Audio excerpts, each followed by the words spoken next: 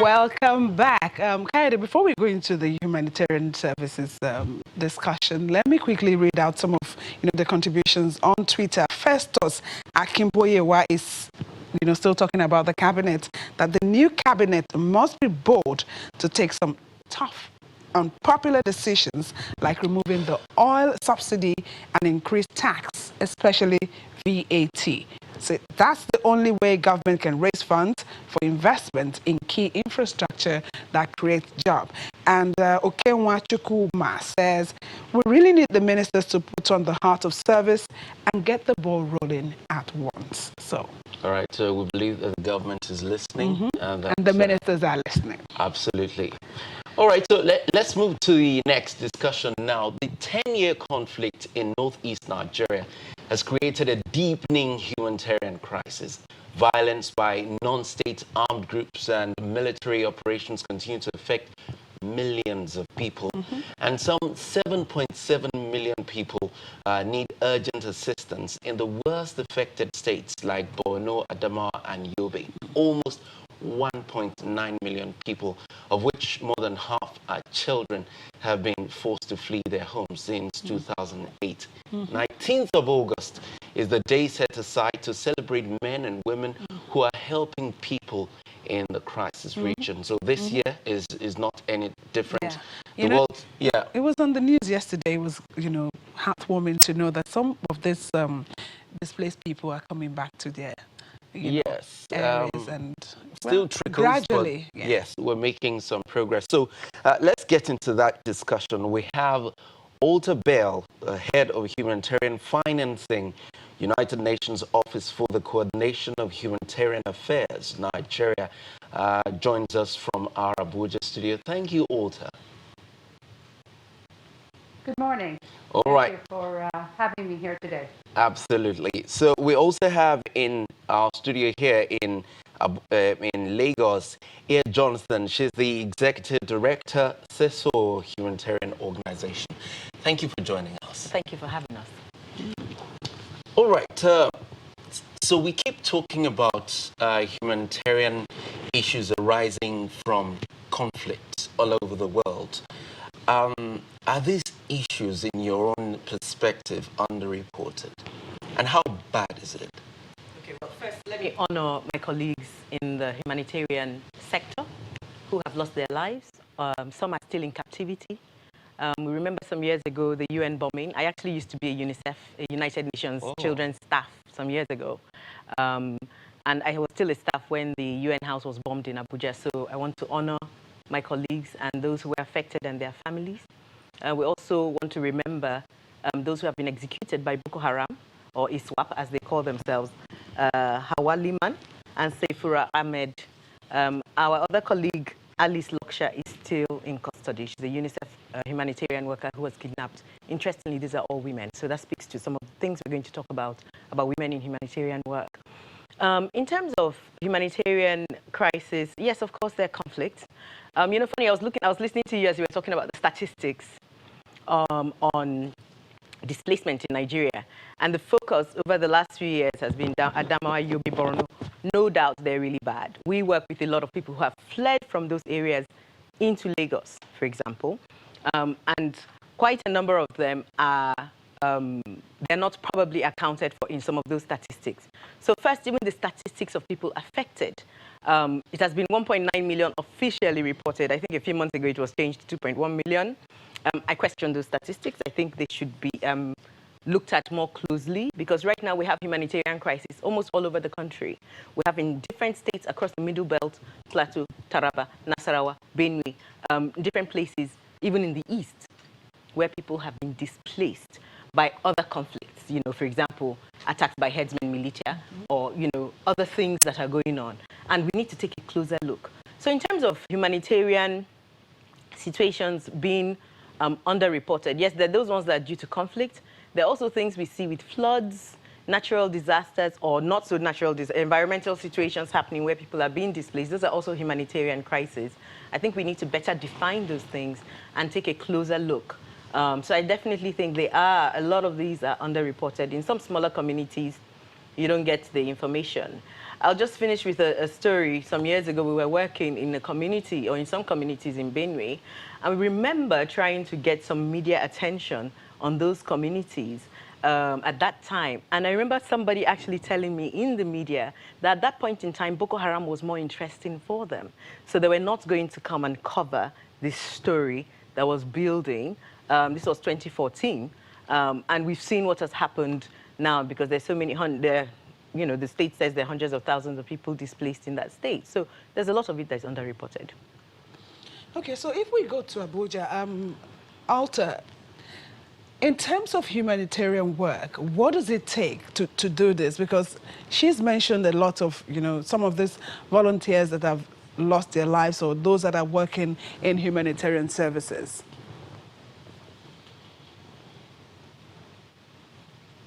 Thank you. I think that what's really important is the commitment that we have of humanitarian aid workers. And they have a real passion, a real compassion, and really want to make a difference. We believe that that all human suffering should be addressed, and we should try to do what we can to make things better. And my experience in Nigeria, I've been here a little more than 2 years now, I've been incredibly amazed by the kind of commitment and the professionalism that I've seen with Nigerian humanitarian aid workers, and especially women. I think it's important to note that something like 40% of humanitarian aid workers are actually women, and that the vast majority of the aid workers in the northeast states of Borno, Adamawa, and Yobe are Nigerians, and they're the ones that are actually working in the most remote areas, in the LGAs, the local government areas that are affected. And many of the IDPs who are fleeing have gone to the main sort of headquarters, the main towns of these LGAs. So they're actually in positions that are quite insecure and can be very dangerous. So there's a lot of, you know, really heroic efforts. If we look at this World Humanitarian Day, and we look at the history of it, I had a particular experience because on August 19th, 2003, I had colleagues who were in the bombing in the Canal Hotel. And my first boss was Sergio Vieira de Mello, and he was the special representative for the Secretary General for Iraq. And he was directly targeted. And underneath his offices was the information center where we had our colleagues, the ones that I was working closely with, and 3 of those colleagues were killed. 2 of them were Iraqis, and one of them was an American gal who I'd worked with very closely. So I flew immediately over to Jordan to try to help with the people who were affected by the bombing that were in the hospitals. And I was a focal point with the different families, and especially the Iraqi families. And it was just such a tragic day, and it was such a difficult time. So we really have to recognize the kinds of sacrifices that humanitarian aid workers are making. And they're making them to make a difference. They want to make things better for people who are living in incredibly difficult situations, and working to make their lives better and to make a difference. And this kind of commitment really needs to be recognized, and we need to pay tribute to that. I would also say that women bring a particular perspective to the humanitarian response. You know, certainly they work on the whole gamut of the kinds of activities and aspects of humanitarian response that are provided to people. They get involved in, you know, the provision of shelter, provision of food, support in clean water, health, and etc. All right, Alta, you've said, really, if you allow me to jump in and now, you've said unequivocally that commitment is not a problem in this effort at all. This year alone, the United Nations needs $848 million for 183 projects to be implemented by 69 humanitarian partners in Nigeria alone. So far, you've only been able to achieve 32+% of that. How is the United Nations and its partners hoping to rake in the balance? Because the threat of humanitarian crisis is still real. Yes. With respect to the requirements, we have raised something like 40% of that 848 million. And we've seen incredible generosity on the part of donors. In the last couple of years, we've seen something like 70% of the funds that have been raised, which has been in the neighborhood of 700 million in one year and 900 million in another. It's a huge crisis. There are so many people that are affected. And it's still a challenge to meet the needs of all of those people.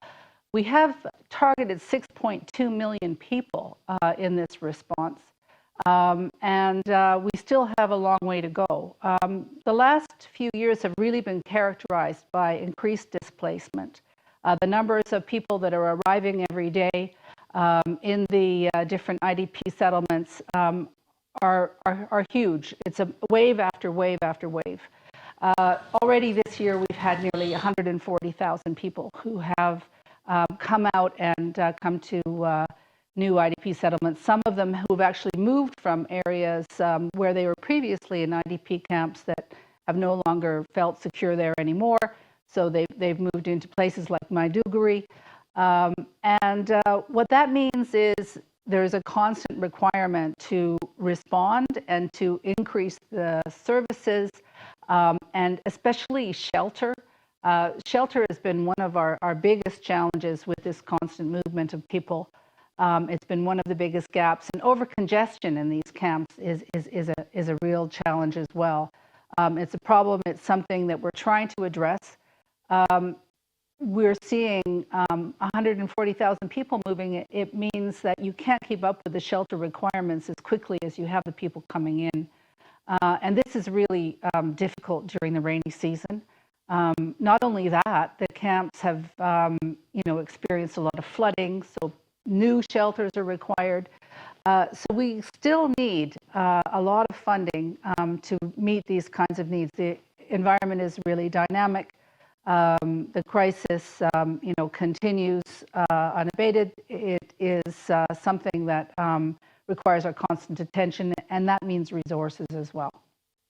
Okay, let me come back to the studio. I was listening to her. She has mentioned some of the challenges that, abound in terms of humanitarian services.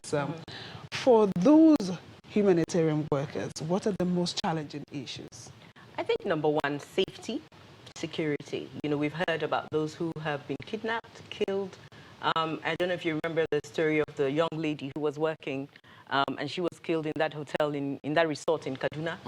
Mm-hmm. Funny enough, she went to my university. So that was, it hits close to home. Some of them are colleagues, some of them are friends. So I think number one, safety and security. Let me state here on record that the safety and security of humanitarian workers, primarily, you're a humanitarian worker, you have to take certain precautions and make sure that wherever you're going to is as safe as you can make it. But really, the safety and security and the responsibility for those things lies with the government itself. So all these issues we're talking about, before we came in, we're talking about cabinet and the security issues in the country. These things are all interwoven and interlinked. So safety, security is the number one, because if you're not alive, you can't do the work, right? So that's number one. And absolutely for women, we go into remote places. I've been in remote places. There's the risk of sexual abuse, of all sorts of other harms that can come your way, or other forms of harm that can come your way. Sometimes even save the roads, the infrastructure to get to those places, to go and be able to do the work. Of course, we've got all the other challenges, which we're all working in Nigeria. We know the environment we work in. So that's one challenge. I absolutely agree with Alta's, the issue of financing. But I will say this again, for the record, Nigeria needs to sort itself out. I mean, for goodness sake, with all our resources, with our overpaid public servants, with our overpaid House, what do you call them? Assembly members, National Assembly, senators, House of Reps, all the allowances they're taking, and we're still going around the world begging for funds for humanitarian work. Come on. You know, these are issues we as Nigerians need to interrogate, because these are the things adding to the humanitarian crisis. And it affects everybody. My organization started because my grandmother was displaced by a conflict in our village. Now, one, the perpetrators of that conflict, they came in and burnt the village, or burnt the house, and then other houses around the village. They were never caught. Some of them allegedly had links to politicians. These are things we're not dealing with. So the impunity gives rise to even more impunity. You know, we have stories and stories and stories of terrorists, of criminals, going around doing different things in different communities and displacing people. And we were just talking again on the previous segment, you were talking about people making money off these defense and security issues. All right. It is criminal. So these are these are the things that are giving rise and exacerbating the humanitarian crisis. And while we appreciate the UN, I used to be part of the UN, we appreciate the work that they are doing, and we really applaud them, because they are losing people too. You know, the government of Nigeria, Nigerians need to rise up and demand that we sort these things out. All right. Humanitarian work globally has also become an industry. And we've also seen cases where when monies get released, part of it doesn't get to the targets of those funds, meaning that there is corruption in that industry, in that infrastructure and value chain as well. What you've worked with the United Nations, and you're still working in that sphere. That's a big problem, corruption. How is it being dealt with? To my understanding, maybe Alta can speak to this even better, because she's currently in the system. I'm out of that system. Of course, you've got different actors in the humanitarian space. You've got the United Nations, which is an intergovernmental agency. And then you've got non-profits like ours, NGOs. You've got community-based organizations, civil society organizations, and different entities that are working in that space. I know that the UN, for example, has an office where if you see certain things, you should actually speak up, and you write in and you can make certain complaints. And I know people who have used that mechanism, and you know, it works fairly well. Within our own sector in Nigeria, I must say that a lot more work needs to be done in this area. There's certain guards in check. For example, you know, you have to have a CAC registration. You've got to get a certificate from EFCC if you're registering your organization. You have to have certain audits, you know. But I think at the end of the day, also, it's back to us making sure, one of the things the NGO sector is trying to do in Nigeria is to actually self-regulate as well. And I know for a fact that in the last 2 years, there have been more conversations with regulatory agencies around that area to deal with corruption. Okay, well, but there's still a lot of work that needs to be done. Okay, we'll take a quick break, and when we come back, we'll be looking at, you know, further at this issue of corruption in humanitarian service delivery, and we'll go to Abuja. Welcome back. Now, let me take this discussion around how funds that are given to, for instance, humanitarian services are being handled. Alta, tell us what safety nets are there to ensure that some of these things that are brought together by, for instance, the United Nations, UNICEF, and other development partners are really taken care of. Thank you. Yes, of course, that's an extremely important issue. And we are dealing with hundreds of millions of dollars, and we're dealing with, you know, most importantly, our accountability to the people who are affected and for whom this money is meant to improve their lives and to provide life-saving services. So this is a really important issue. It's something that we spend a lot of time on, and the donors themselves also have extremely high expectations that the money is managed well in an accountable way and that risks are managed. So the most important thing is to make sure that we have confidence in the partners who receive the funds, and we go through a number of different steps to try to make sure that they have the capacity to deliver and to deliver to the standard that's expected. I also work and have worked over the years with country-based pooled funds, and this is pooled funds that come together at the country level, provided by donors. For example, in Nigeria, we've received something like 93 million in the Nigeria Humanitarian Fund, and it's from over 17 donors, and they've provided funds continually since the fund was set up in 2017. And what we do to try to make sure that we can be accountable for the funds are a couple of different things. First and foremost is making sure that the partner has the capacity to manage the funds. And what does that mean? We have to do very detailed due diligence. We have to make sure that they've been registered, that they're legal entity. We have to look at past audits. We have to look and keep full track in terms of their delivery once we do provide them with funds. We look at different risk levels and we adjust our monitoring to that. We increase the level of monitoring for partners who we think are new and they'll need more support. And we are very consistent and in terms of the reporting and the monitoring of what's delivered. We look at the number of people who've received their assistance. We have mechanisms to also inquire into the satisfaction of the people who are receiving assistance and try to make sure that we are being accountable to those people. The other thing, of course, is that these funds have to be needs-based, and the whole humanitarian system that is in place for the Northeast and the Borno, Adamawa, and Yobe states is based on a strategic overall plan.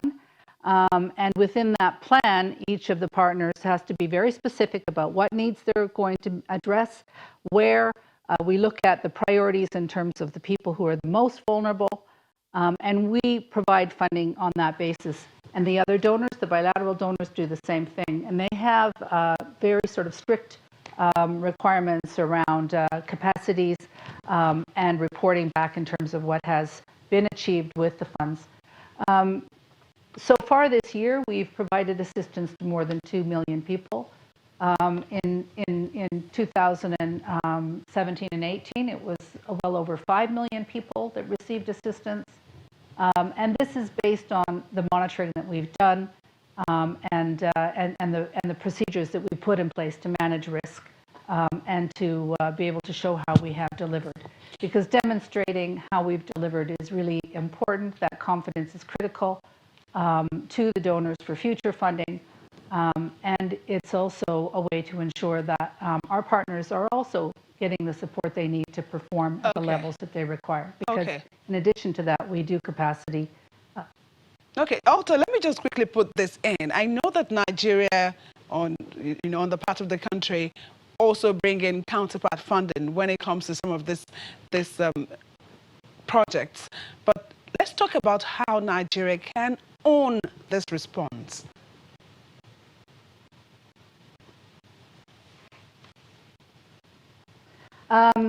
Yes, I just want to make sure I got the question. How can Nigeria own this response? I think that Nigeria does own the response. We work very closely with the government, and we work very closely with local partners. And localization is a major priority that we have. We try to, like I said earlier, the majority of the humanitarian aid workers are, in fact, Nigerians. We work with a lot of local civil society organizations. We work with local NGOs, and many of them are implementing partners. We also coordinate when the government provides assistance, such as food, through NAMA, Nigeria Emergency Management Agency. We work closely with the state emergency management agencies. So that we're trying to make sure that what we're doing is addressing the needs, and we're addressing the gap areas. Certainly, we're also now looking at private sector. I mean, private sector has been extremely active over the years in the Northeast and in other parts of the country. There's huge tradition of philanthropy with the Nigeria private sector. A number of them have programs in the Northeast. we're actually trying to have a closer look at that and try to see how we can actually work together with them as well. I mentioned earlier the Nigeria Humanitarian Fund. We have a private sector initiative where we have quite a significant number of private sector companies, very large companies that are interested in getting involved. They want to work through the Nigeria Fund, but also through the platform in terms of the coordination side of things. They're very interested in being able to address the needs where the needs are highest. So they want to work closely with the system so that we can do that, and so that we're bringing together, all of the different components. We work with the government, we want to work with the private sector, we want to promote localization, all of these different kinds of things. And I think that it's a really positive recent decision by the government to appoint a Ministry of Humanitarian Affairs and Disaster Management and Social Affairs. All right, so let's bring the that, conversation back to the studio, if you will. Madam Jonathan, so it's apparent to us now that we can't continue we may not be able to get the amount of funds that we need to deal with the humanitarian issue. So one way to deal with that is to deal with factors affecting the issue itself. That's the crisis breeding the humanitarian crisis. Okay, yeah. So that means beyond advocacy, or beyond raising awareness, there must be impact in our effort to ensure that we reduce the causes. So how can we begin to then look at moving beyond awareness into impact on the advocacy itself, vis-a-vis the causes of the crisis and then the response of the people? I think we need to look at, we have these indices we use, the Human Development Index, those look at real issues, the real statistics on the ground. We have the Sustainable Development Goals. The thing is, we need to understand that those things don't stand in isolation to what we're doing. I think sometimes we put these things in silos, but they're not really in silos. Everything is interlinked, no poverty, we need to make sure there's gender equality. We're talking about women, and women bear the brunt a lot of these things. Of course, men do as well, because they're on the front line as well. But these are some of the things that we need to really begin to look at. For me, interestingly, the Sustainable Development Goals, for example, all 17 of them are excellent measures of governance. How good are we being governed? And we sometimes try and separate these discussions and say, well, that's politics, this is governance, this is humanitarian work. They're all interlinked, because your politics determines the nature of your governance, and the quality of your governance determines whether or not you have humanitarian crisis. In many cases, there's some things you can't avoid, if there's an earthquake or whatever, or a tsunami, again, but the response, again, is determined by the quality of your governance. So as people, as Nigerians, we need to be more aware. For me, the questions for me that I should be asking my House of Reps member, my State House of Assembly, whatever, my local government chairman, my council, what's happening on the humanitarian front? And when I'm talking humanitarian issues, the things that affect us, floods, what are we doing with the environment? What are we doing with cleaning the ditches? It can be as basic as that. And we all, especially those of us who consider ourselves educated, consider ourselves the middle class, even though we're dwindling in number, given the poor economic situation right now. We need to all get involved, because we're the ones that sort of can lead the discussions in our communities. We need to begin to have those discussions in our communities. If we see something, say something. If we see something, we report it. If we see suspicious activity, report it. We can't just lock ourselves and say, oh, I'm okay with my family. So it starts from there, as basic as it may sound. It starts from there. We see children, for example, big challenge to all of us, and I'm throwing this out there, it's World Humanitarian Day we're talking about. Let's be humane to ourselves. We have children begging on the streets everywhere in Lagos. What are we doing about it? How many of us are reaching out to our chairman, local government? How many of us are even contacting whether it's the governor or State of Assembly people we know to say, why are children begging on the streets? What are we doing about it? So for me, that's the only way we can bring it home and begin to start taking responsibility. Thank God for the UN and the international agencies that come and do this work, with us. But if we don't own it, like, you asked about how Nigeria can own it, the government can do their bit, but let each of us start doing our own part. Okay, in terms of coordinating activities for humanitarian services, sometimes you find clusters, this agency working in this area, and then someone else is going to show up and want to duplicate that kind of thing. Let's talk about how it can better be coordinated. Thank you for bringing that's a huge challenge. It's a really huge challenge. We have a number of networks, NGO networks, that are trying to work on this. But the truth is that we have so many issues that there's so many groups springing up on a daily basis to try and deal with them out of the compassion that we all have for each other, and really the truth is that we need to do a lot more work. For example, we have NGO groups. There's the Triple NGO network. We've got another network called, there's a civil society organization network in the Northeast, for example, and they try and draw in as many NGO groups as possible. But the truth is that we need to do a lot more work in this area. I know UNICEF many years ago used to have a directory of NGOs that work in that space. And recently, I know some other NGOs have been talking about working on a project like this. So maybe it's something to do. And if you're a potential funder out there, private sector or whatever, maybe that's something to look at. It's something to do. But it is absolutely a huge problem. We try to reach out. If we see someone is doing work in this particular area, we try and reach out. So there are a lot of informal networks like that, but maybe it should be more formalized. Let's go to Abuja. Alta, let's talk about human resources. I know with this territory, there is the fear for some people to say, okay, you know what, I don't want to go through or be a part of, humanitarian services because of the risks involved. So how do you bring in more people to, particularly as we're talking about women and, 40% you say of women are part of this? So how do we bring in more women? How do we ensure that we have human resources that we need to respond? I mean, we follow, the usual kinds of human resources policies, and we try to recruit people based, obviously, on their competencies, their experience, and so on. I think we find that, in general, we get a very good response when it comes to the recruitment. There are many people that are very concerned and very interested, professional people, really, really professional people. I've been so impressed working with Nigerians.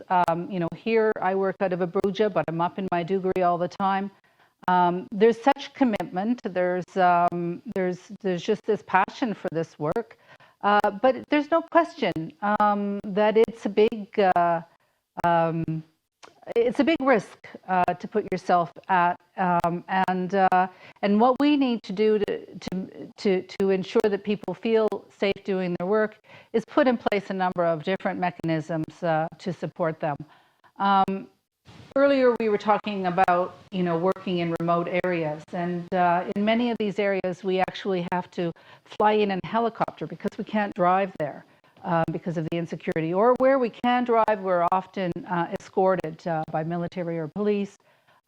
These kinds of things can make people very nervous about working in these locations. And I find often when I'm speaking with Nigerians, in Lagos, or speaking with Nigerians in Abuja, that's one of the first questions that they ask. They seem very nervous about the idea of going up there, and rightfully so.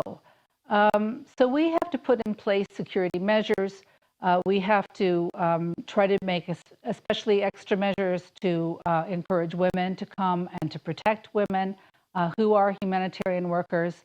We want to make sure that they feel safe. We are often driving around in armored cars. People sometimes comment on the big UN cars or the big NGO cars. But the reality is many of these vehicles are armored vehicles, and we have to be escorted because of the targeting that we've talked about. As I said earlier, with respect to people, humanitarian aid workers who have been at risk, we've had something like 37 people since 2009, aid workers who have been killed. And many others, that have been kidnapped, and some still in captivity. So these kinds of measures are really important, including the security that we have around the different guest houses of NGOs, around the UN compounds.